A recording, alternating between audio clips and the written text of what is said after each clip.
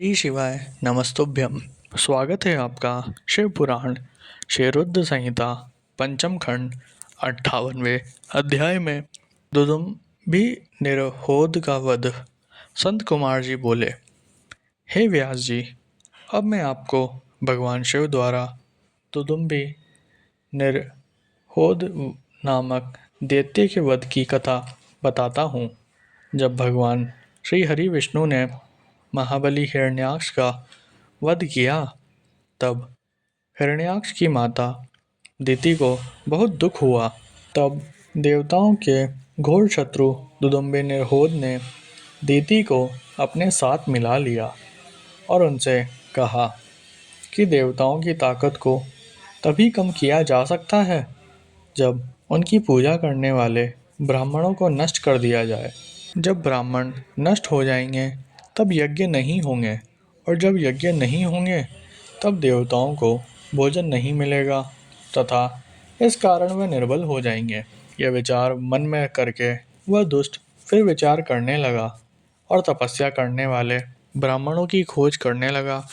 जब उन्हें यह ज्ञात हुआ कि काशी नगरी ब्राह्मणों की भूमि है, इसलिए सर्वप्रथम हमें वहीं से अपना कार्य आरंभ करना चाहिए।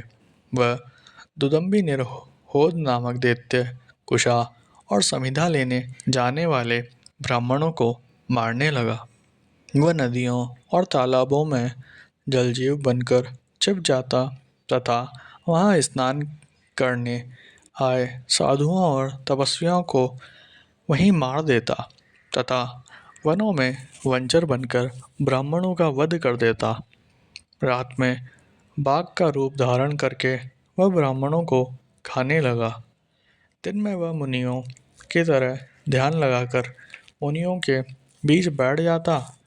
इस प्रकार उस दुष्ट राक्षस ने बहुत सारे ब्राह्मणों का वध कर दिया। एक शिवरात्रि के दिन भगवान शिव का एक भक्त देवालय में बैठकर भगवान शिव का पूजन करने के पश्चात ध्यान कर रहा था। निरहोद ने जब इस प्रकार उसे अकेला देखा तो बाघ का रूप धारण कर उसे खाने के लिए आगे बढ़ा, परंतु उसने पहले ही अपने चारों ओर शिव मंत्र रूपी कवच धारण किया हुआ था, इसलिए वह शिव भक्त को खा नहीं सका। इधर भक्त वत्सल भगवान शिव ने अपने भक्त पर आए उस संकट को जान लिया।